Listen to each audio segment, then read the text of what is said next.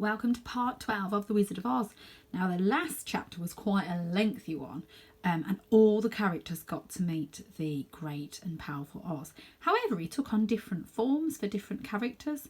So he was a giant talking head for one, he was a lady for another, he was a fire for another one, and a monster. So he can obviously shapeshift in some way. Let's have a little look and see what happens in chapter 12. The search for the Wicked Witch. Ah, that's right. So Oz had said he would grant their wishes if they killed the Wicked Witch. So here we go. The soldier with the green whiskers led them via the streets of the Emerald City till they reached the room wherein the guardian of the gates lived. This officer unlocked their spectacles to put them lower back in his first-rate container, and then he, with curtsy, opened the gate for our friends. "Which road ends in the Wicked Witch of the West?" requested Dorothy. "There is no street," answered the guardian of the gates. "No one ever desires to go that manner." "How then are we to find her?" inquired the woman. "That could be easy," responded the person, "for while she knows you are within the country of the Winkies, she will be able to discover you and make you all her slaves." "Perhaps not now," stated the Scarecrow, "for we suggest to break her." "Oh, this is specific," said the guardian of the gates. "No one has ever destroyed her earlier than, so I naturally thought she might make slaves of you, as she has of the relaxation. But take care, for she is wicked and fierce, and can help you break her. Keep to the west, where the sun sets, and you can't fail to locate her." They thanked him and bade him goodbye, and became in the direction of the west, taking walks over fields of tender grass dotted right here and there with daisies and buttercups. Dorothy, nevertheless, wore the white silk get-dress she had put on in the palace, but now, to her wonder, she located it, changed into not green, however, pure white. The ribbon round Toto's neck had additionally lost its green colour and changed into as white as Dorothy's get-dressed. The Emerald City became soon left some distance behind. As they advanced, the floor became rougher and hillier, for there have been no farms nor homes in this country of the West, and the ground changed into untiled. In the afternoon, the solar shone hot in their faces, for there were no bushes to provide them coloration, so that before night-time, Dorothy and Toto and the Lion were worn out, and lay down upon the grass and fell asleep, with the Woodman and the Scarecrow maintaining watch. Now, the Wicked Witch of the West had but one eye, but that became as powerful as a telescope and will see anywhere. So, as she sat in the door of her fort, she passed off to look around and saw Dorothy lying asleep, together with her friends all about her. They had been a long distance off. However, the Wicked Witch became indignant to locate them in her USA, so she blew upon a silver whistle that hung round her neck. As soon as there came jogging to her from all directions a PC of terrific wolves. They had long legs and fierce eyes and sharp enamel. "Get to those human beings," stated the witch, "and tear them to portions." "Are you not going to make them your slaves?" asked the leader of the wolves. "No," she replied. "One is of tin and considered one of straw. One is a girl and every other a lion. None of them is fit to work, so that you may also tear them into small portions." "Very nicely," stated the wolf, and he dashed away at complete speed, observed by way of the others. It changed into Lucky. The Scarecrow and the Woodman had been huge and sleeping, and heard the wolves coming. "This is my combat," stated the Woodman, "so get in the back of me and I will meet them as they arrive." He seized his axe, which he had made very sharp, and as the leader of the wolves got here at the Tin Woodman, swung his arm and chopped the wolf's head from its body, so that it without delay died. As quickly as he should enhance his axe, some other wolf got thereup, and he additionally fell beneath the sharp friend of the Tin Woodman's weapon. There have been 40 wolves, and 40 times a wolf changed into killed, so that at remaining they all lay dead in a heap earlier than the Woodman. Then he placed down his awl and sat beside the Scarecrow, who said, "It turned into an awesome fight, friend."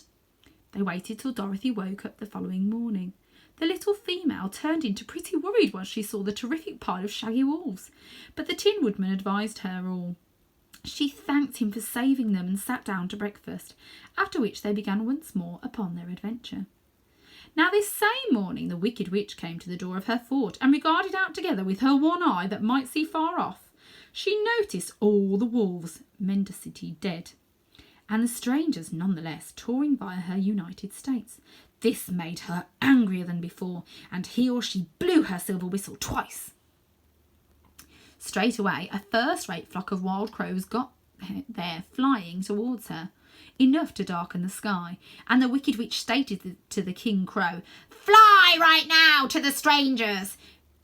Pick out their eyes and tear them to pieces!" Well, the wild crows flew in one brilliant flock toward Dorothy and her partners. When the little female saw them coming, she changed into afraid, but the Scarecrow stated, "This is my war, so lie down beside me and you will no longer be harmed."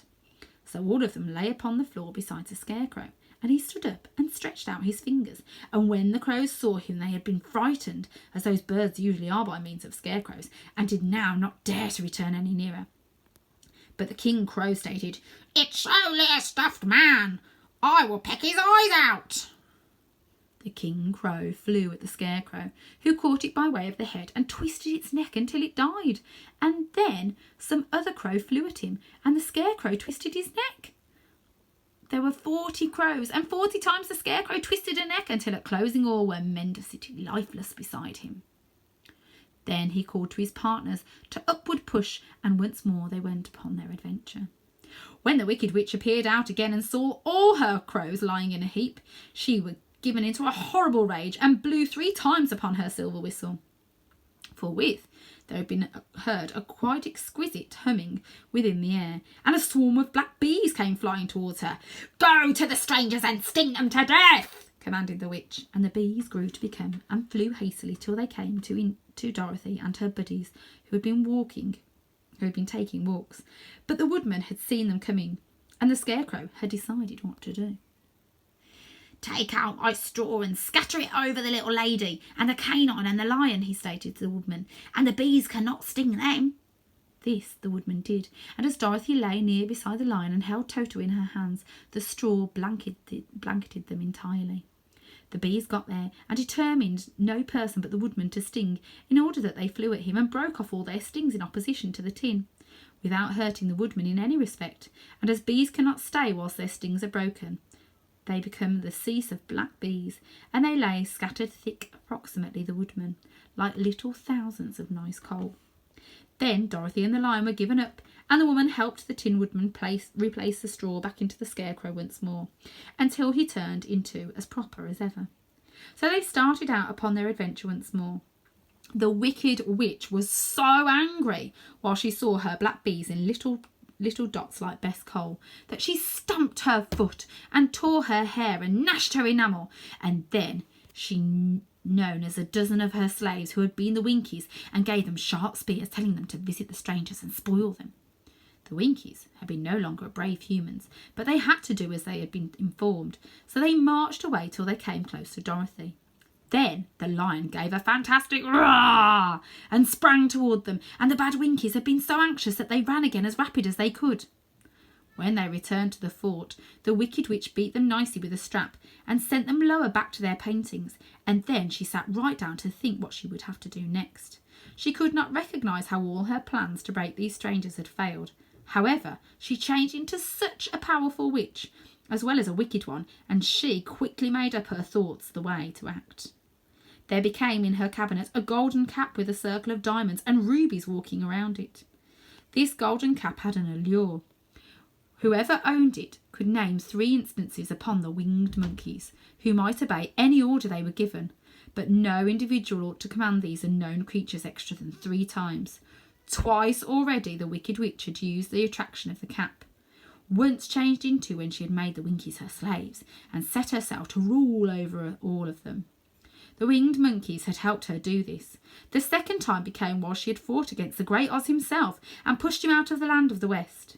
The winged monkeys had additionally helped her in doing this. Only all over again ought to she use this golden cap, for which reason she did no longer like to achieve this until all of her other powers were exhausted. But now that her fierce wolves and her wild crows and her stinging bees were long past, and her slaves were scared away by means of the cowardly lion, she saw there was simplest one manner left to damage Dorothy and her friends. So the Wicked Witch took the golden cap from her cabinet and located it upon her head. Then she stood upon her left foot and said slowly, "Epi, peppy, kaki." Next she stood upon her proper foot and said, "Hillo, hollo, hello." After this she stood upon each foot and cried in a noisy voice, "Zizzy, zoozy, zick." Now the attraction began to work. The sky changed into darkened, and a low rumbling sound became heard in the wind. There turned into a rushing of many wings, an amazing chattering and guffawing, and the sun came out of the darkish sky to show the Wicked Witch surrounded through a crowd of monkeys, each with a pair of substantial and effective wings on his shoulders. One, an awful lot bigger than the others, regarded to be their leader. He flew close to the witch and said, "You have referred to us for the last and final time. What do you command?" "Go to the strangers who are within my land and spoil them all besides the lion," said the Wicked Witch. "Bring that beast to me, for I actually have a mind to harness him like a horse and make him work." "Your instructions will be obeyed," said the chief. Then, with a high-quality deal of chattering and noise, the winged monkeys flew away to the region in which Dorothy and her pals were strolling. Some of the monkeys seized the Tin Woodman and carried him through the air till they were over a country thickly protected with sharp rocks. Here they dropped the bad Woodman, who fell a splendid distance to the rocks, wherein he lay so battered and dented that he should neither move nor groan. Others of the monkeys struck the Scarecrow, and with their long fingers pulled all of the straw out of his garments and head. They made his hat and boots and garments into a small bundle and threw it into the pinnacle branches of a tall tree. The ultimate monkeys threw portions of stout rope across the lion and wound many coils approximately his body and head and legs, until he changed into not able to chew or scratch or struggle in any way. Then they lifted him up and flew away with him to the witch's castle, where he became located in a small backyard with an excessive iron fence around it so that he couldn't break out. But Dorothy they did not know how to harm at all. She stood with Toto in her hands, watching the sad destiny of her comrades and wondering would it quickly be her flip. The chief of the winged monkeys flew up to her, his lengthy bushy arms stretched out and his unpleasant face grinning terribly. But he saw the mark of the good witch's kiss upon her forehead and stopped brief, motioning the others no longer to touch her. "We dare not damage this little girl," he stated to them, "for she is covered with the aid of the power of good, and that is extra than the power of evil. All we can do is hold her to the fort of the Wicked Witch and go away her there." So carefully and gently they lifted Dorothy in their fingers and carried her hastily via the air until they came to the fort, wherein they set her down upon the front doorstep. Then the leader stated to the witch, "We have obeyed you as far as we have been able. The Tin Woodman and the Scarecrow are destroyed, and the lion is tied up for your backyard. The little lady we dare not harm, nor the canine she consists of in her hands. Your energy over our band is now ended, and you will by no means use us again." Then all the winged monkeys, with a good deal of giggling and chattering and noise, flew into the air and had been quickly out of sight. The Wicked Witch became both surprised and concerned when she noticed the mark on Dorothy's brow, for she knew probably that neither the winged monkeys nor she herself dare harm the woman in any way. She regarded down at Dorothy's feet, and seeing the silver shoes, commenced to tremble with fear, for she knew what an effective appeal belonged to them. At first the witch was tempted to run far from Dorothy, but she passed off to look at the child's eye and noticed how easy the soul in the back of them became, and that the little female did not now not recognise of the exceptional strength the silver shoes gave her. So the Wicked Witch laughed to herself and had an idea. "Ha ha ha! I can nevertheless make her my slave, for she does no longer know how to use her strength." Then she stated to Dorothy harshly and critically, "Come with me, and spot that you mind everything I inform you, for in case you do now know not, I will make a stop of you, as I did of the Tin Woodman and the Scarecrow." Dorothy followed her through among the stunning rooms in her citadel till they came to the kitchen, wherein the witch bade her easy the pots and kettles, and sweep the ground, and maintain the firebed with timber.